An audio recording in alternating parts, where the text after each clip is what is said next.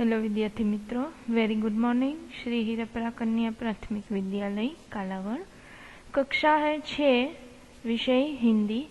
आज हम द्वितीय सत्र की शुरुआत करने जा रहे हैं विद्यार्थी मित्रों।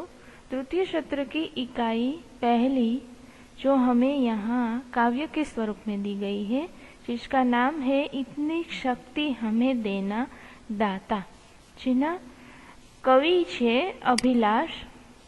एक काव्य का प्रकार है प्रार्थना काव्य। यह काव्य का प्रकार प्रार्थना काव्य है, इसलिए क्योंकि इसमें ईश्वर से प्रार्थना की गई है कि किसी भी परिस्थिति में हम कोई भूल न करें।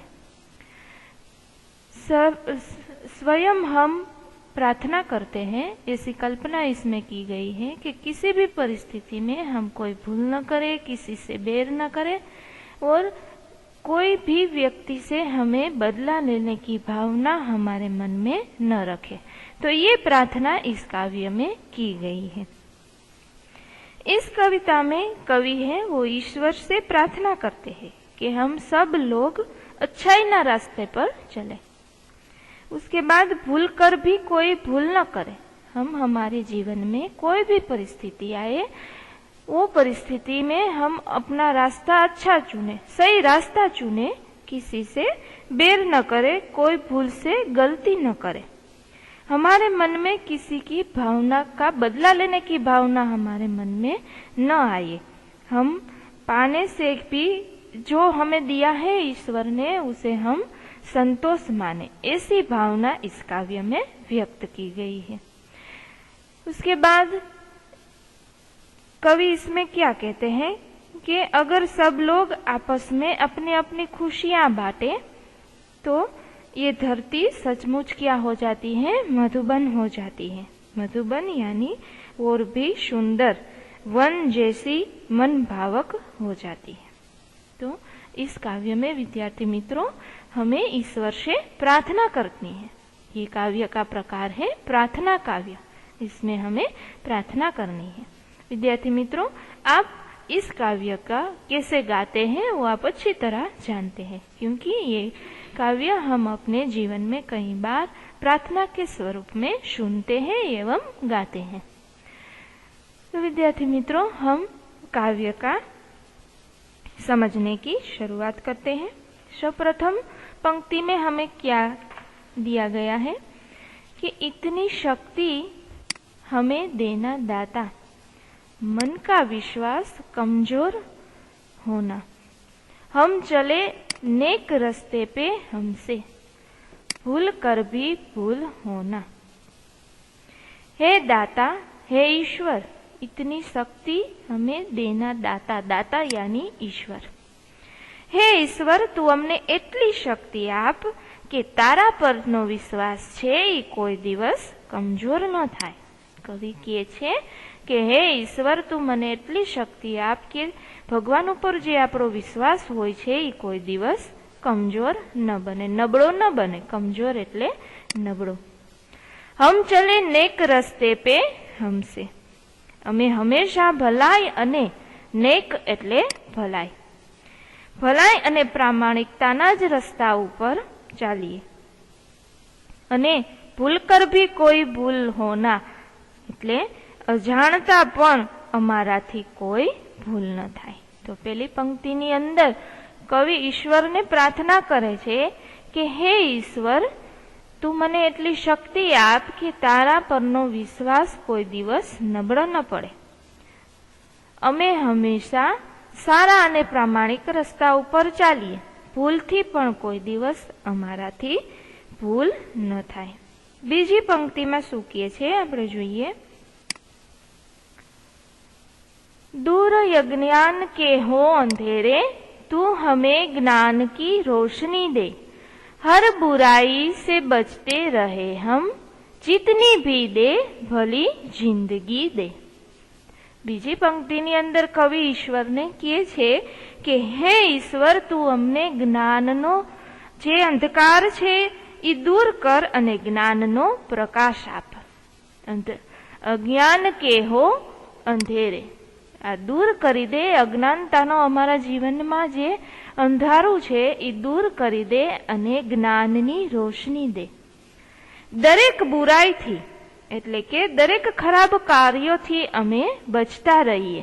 જેટલી જિંદગી દે સરસ મજાની દે. સરસ જિંદગી આપ. અમારી જિંદગી છે એ ભલાઈથી ભરેલી રહી.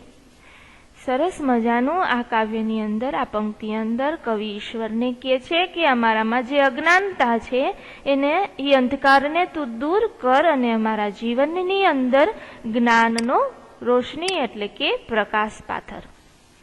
દરેક ખરાબ કાર્યથી, હર એટલે કે દરેક, બુરાઈ એટલે કે ખરાબ, દરેક ખરાબ કાર્યથી અમે બચતા રહીએ અને જેટલી જિંદગી દે એટલે કે જેટલું અમારી જિંદગીનું તું આયુષ્ય દે એ સારું દે, એવી ભગવાનને પ્રાર્થના કરે છે. બેર હોના કિસી કા કિસી સે, ભાવના મન में बदले की होना, हम चले न एक रस्ते पे. બેર, બેર એટલે કે દુશ્મનાવટ. કોઈની પણ સાથે અમારી દુશ્મનાવટ ન હોય. મનની અંદર જો ક્યારે પણ જો દુશ્મનાવટ થઈ જાય કોઈક સાથે, આપણે જાણીએ છીએ કે આપણે જિંદગીની અંદર કોઈક સાથે જો કાંઈ દુશ્મનાવટ થાય તો પણ અમારા મનની અંદર તેની સામે બદલો લેવાનું ભાવના ઉત્પન્ન ન થાય. બેર એટલે કે દુશ્મનાવટ. દુશ્મનાવટ જો કોઈ પણ સાથે થાય અને જો કદાચ થાય પણ તો એની સાથે બદલો લેવાની ભાવના અમારા મનની અંદર ઉત્પન્ન ન થવા દેજો ઈશ્વર, કવિ આવી પ્રાર્થના કરે છે. ત્યાર પછી આગળ જોઈએ. ત્રીજી પંક્તિની અંદર કવિ શું કહે છે? हम न सोचे हमें क्या मिला है, हम ये सोचे किया क्या है अर्पण. फूल खुशियों के बाटे सभी को, सबका जीवन भी बन जाए मधुबन. हम न सोचे कि हमें क्या मिला है. અમે કદી ન વિચારીએ કે અમને શું મળ્યું છે.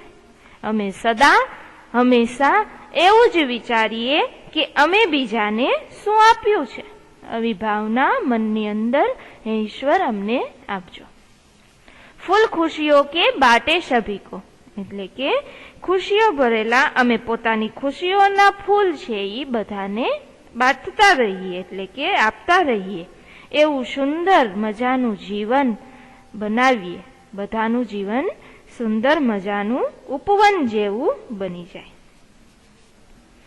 ત્યાર પછી જોઈએ. अपनी करुणा का जल तू बहा के, कर दे पावन हर एक मन का कोना.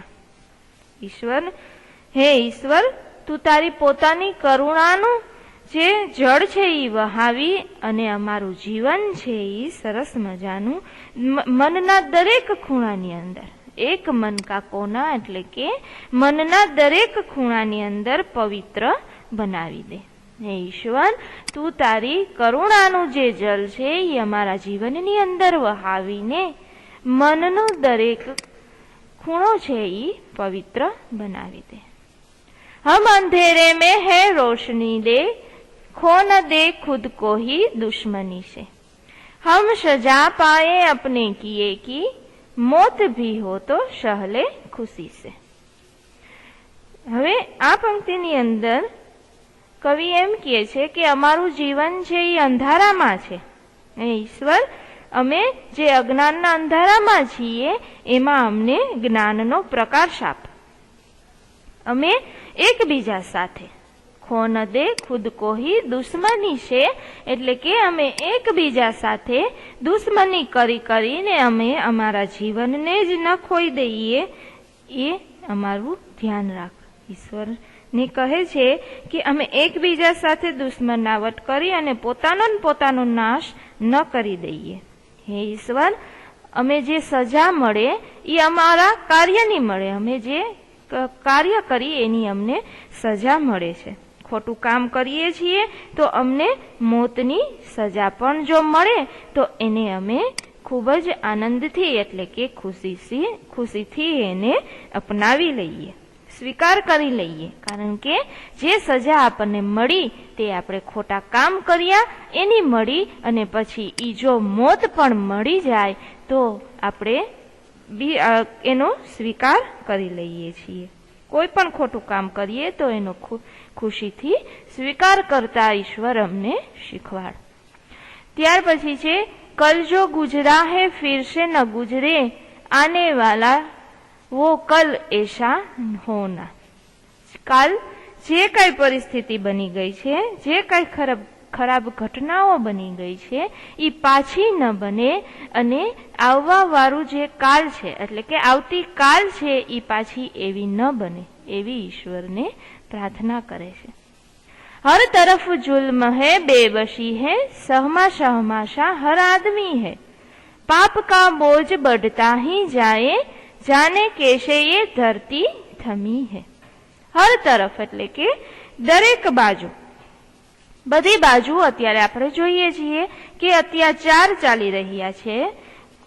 કોઈ ખરાબ કામ કરે છે તો એને રોકવા વાળું કોઈ નથી, તો દરેક તરફ આ અત્યાચાર થઈ રહ્યો છે.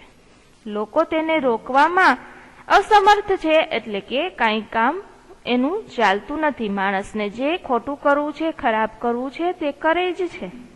દરેક માણસ સહમા એટલે કે ભયભીત છે. આદમી એટલે કે દરેક માણસ. આ દુનિયાની અંદર આ અત્યાચાર સામે લડવા કે એને રોકવા માટે દરેક માણસ છે એ ભયભીત છે, લાચાર છે. તેની સામે કોઈ અવાજ ઉઠાવી નથી શકતા. પાપ કા યે બોજ बढ़ता ही जाए. માણસ જે પાપ કરે છે એનો ભાર છે એ વધી જ રહ્યો છે. આપણે જાણીએ છીએ કે અત્યારે ખૂબ જ અત્યાચાર ચાલી રહ્યા છે અને પાપ પણ વધતા જ જાય છે. જાને કહેશે એ ધરતી થમી હે. ધરતી આ બધું કેવી રીતે સહન કરી શકે છે? થમી હે એટલે કે રૂકી હે, સહન કરી શકે છે. આવું આટલું બધું કેમ સહન કરી શકે છે એ જ સમજાતું નથી.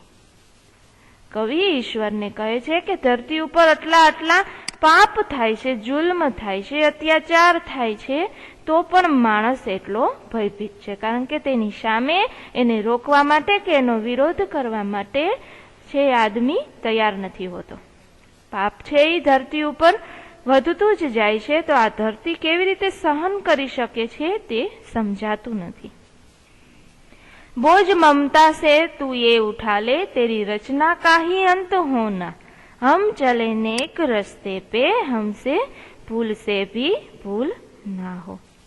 હે પરમાત્મા, તારી આ મમતા ઉપર એટલે કે તારી આ ધરતી ઉપર જે ભાર છે એ તું ઉપાડી લે, જેથી કરી અને તારી જ આ રચેલી આ જે દુનિયા છે એ અંત એટલે કે એનો નષ્ટ ન થાય. ઈશ્વરને પ્રાર્થના કરે છે કે હે ઈશ્વર, મમતા એટલે કે આ ધરતી સરસ મજાની છે, એની ઉપરથી આ બધા જે અત્યાચારો થાય છે, જે આ પાપ થાય છે, એ ભારને તું ઉપાડી લે. નહીતર જો તું નહીં ઉપાડ તો તારી જ આ રચના કરેલી આ દુનિયાને નષ્ટ થઈ જશે, અંત થઈ જશે. તો આવું સરસ વિદ્યાર્થી મિત્રો ઈશ્વરને પ્રાર્થના કરતું કાવ્ય આપણે સમજ્યા. હવે જોઈએ ત્યાર પછી છે શબ્દાર્થ. તો વિદ્યાર્થી મિત્રો સેમેસ્ટર 1 ની અંદર પણ આપણે હિન્દીના જે કોઈ શબ્દાર્થ હતા તે આપણે હિન્દીની પાકી બુકની અંદર લખતા. તો આ શબ્દાર્થ પણ હિન્દીના બુકની અંદર સેમેસ્ટર 2 કરી અને ચેપ્ટર નંબર 1 શબ્દાર્થ કરી અને ત્યાંથી લખવાનું ચાલુ કરું. ત્યાર પછી અભ્યાસ પણ આપણે હિન્દીની પાકી બુકની અંદર જ લખશું. ત્યાર પછી આગળ જોઈએ प्रश्न नंबर 2 कि नीचे दी गई खाली स्थानों पर रिक्त स्थानों की पूर्ति कीजिए. हमें यहाँ कौंस में शब्द दिए गए हैं और वाक्य में उसे बंध व्यस्त शब्द એટલે કે रिक्त स्थानों यानी खाली जगह की पूर्ति करनी है. हम देखते हैं राधा पढ़ने में तेज है, खाली जगह खेलने में नहीं. तो हमें जो ऊपर दिए गए हैं उसी में से एक शब्द यहाँ लिखना है. तो कौन सा शब्द आएगा? राधा पढ़ने में तो तेज है लेकिन खेलने में नहीं। दूसरी खाली जगह देखते हैं। रोहित बहुत तेज भागा, खाली जगह वह गाड़ी पकड़ना चाहता था। रोहित बहुत तेज भागा क्योंकि वह गाड़ी पकड़ना चाहता था। तो विद्यार्थी मित्रों, इसी तरह आपको तीसरी, चौथी, पांचवी, छठी और सातवीं खाली जगह को ऊपर में जो दिए गए हैं शब्दों को यहाँ उपयोग करना है। उसके बाद देखते हैं प्रश्न नंबर 3 कि निम्नलिखित विषय के बारे में अपने विचार व्यक्त करने हैं। कौन से? तो कि बारिश होनी चाहिए या नहीं होनी चाहिए, उसके बारे में अपने विचार यहाँ व्यक्त करने हैं। बारिश होने से धरती हरी भरी तो बनती है और खेत में अच्छी फसल होती है। बारिश होने से कीचड़ होता है, गंदगी फैलती है, बीमारियां बढ़ती है। तो ये दोनों विचार के बारे में अपना विचार व्यक्त करना है। उसके बाद प्रश्न नंबर 4, उदाहरण के अनुसार विशेषणों का उपयोग करके वाक्य बनाइए। विद्यार्थी मित्रों, हम सेमेस्टर 1 में विशेषणों के बारे में जानकारी ली थी। गुजराती में भी ली थी और हिंदी में भी ली थी। तो वो विशेषण को हमें वाक्य में प्रयोग करना है। जैसे कि हमें यहाँ एक दिया गया है सुंदर, तो सुंदर चित्र सबको पसंद है। उसी तरह विशेषणों का वाक्य में प्रयोग करना है। ये जो हमें दिए गए हैं वो सभी क्या है?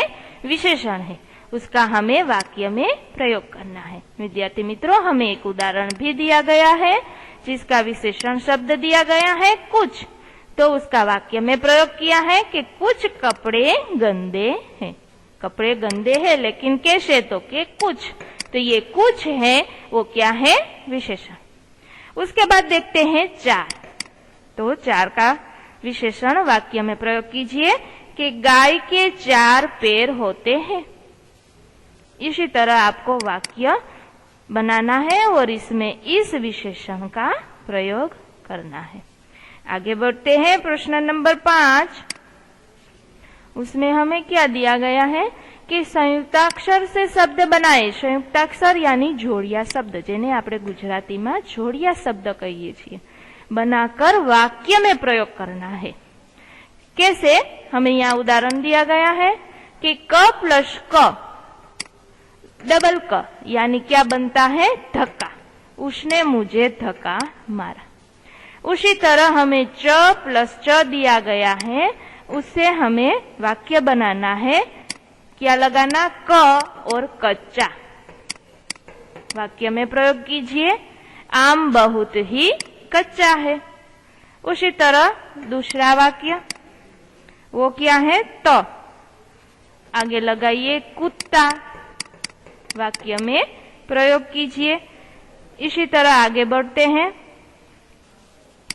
प्रश्न नंबर 4 में। उसी तरह आपको संयुक्ताक्षर शब्द के आगे क लगा के इस वाक्य को बना के वाक्य का प्रयोग करना है। जैसे है न प्लस न, तो यहाँ आएगा अन। ऐसे हमें शब्द बनाने हैं और वाक्य में प्रयोग करने हैं। प्रश्न नंबर 6, इस काव्य को टेप रिकॉर्डर के माध्यम से अपनी कक्षा में सुनाइए। जो काव्य हमने अभी पढ़ा उसको सुनना है। उसके बाद स्वाध्याय, तो स्वाध्याय भी हमें हमारी हिंदी की पाकी बुक में लिखना है। उसके बाद है उदाहरण के अनुसार समान तुक वाले यानी तुकांत शब्द लिखिए। उदाहरण दिया गया है लड़ाई, उतराई, कमाई, बुनाई, धुलाई, पढ़ाई और सिलाई। उसी तरह हमें दिया गया है लताए, तो लताए से समान तुक वाले, तो हम देखते हैं एक उदाहरण लताए, कथाए, कथाए। उसके बाद आएगा प्रथाए और व्यथाए। तो इसे कहते हैं समान तुक वाले यानी समान अर्थ वाले शब्द को लिखना है, जैसे कि सुंदरता, मानवता, उदारता और प्रामाणिकता। ऐसे समान तुक वाले शब्द हमें यहाँ लिखने हैं। उसके बाद ग्वालिन तो मालिन, तेलिन और तर्जिन। उसके बाद लिखावट, रुकावट और बनावट और सजावट। ऐसे समान तुक वाले शब्द हमें ढूंढकर लिखना है। सुनकर तो लिखकर, बोलकर, सुनकर और पढ़कर अथवा तो कहकर, ऐसे शब्द आप बना सकते हैं। चिड़िया तो गुड़िया, बुढ़िया और चुड़िया। तो ये था हमारा उदाहरण के अनुसार समान तुक वाले शब्द बनाना। उसके बाद आगे बढ़ते हैं प्रश्न नंबर 3। प्रश्न नंबर 3, जो चित्र दिया गया है उसका वर्णन आपको अपने शब्दों में करना है। यहाँ हमें बहुत ही सुंदर एक चित्र दिया गया है। इस चित्र में हम क्या क्या देख सकते हैं उसका वर्णन आपको आपकी बुक में सुंदर अक्षर में लिखना है। उसके बाद प्रश्न नंबर 4, जिसका हमें मातृभाषा यानी हमारी गुजराती भाषा में अनुवाद करना है। कैसे करते हैं हम देखते हैं कि हिंदी में जो दिया गया है उसे हमें गुजराती में अनुवाद करना है। एक चिड़िया पेड़ पर रहती थी। एक चकली, चिड़िया यानी चकली, एक चकली वृक्ष ऊपर रहती હતી। उसका घोंसला पेड़ पर था। તેમનો માળો वृक्ष ऊपर હતો। घोंसले में उसके 3 बच्चे थे। माड़ा में तेना 3 बच्चा हता। वह अपने बच्चों के साथ रहती थी। ते पोताना बच्चोनी साथे रहती हती। एक दिन एक शिकारी वहां आया। एक दिवस एक शिकारी ત્યાં આવ્યો। वह चिड़िया को मारना चाहता था। ते चकली ने मारवा मांगतो हतो।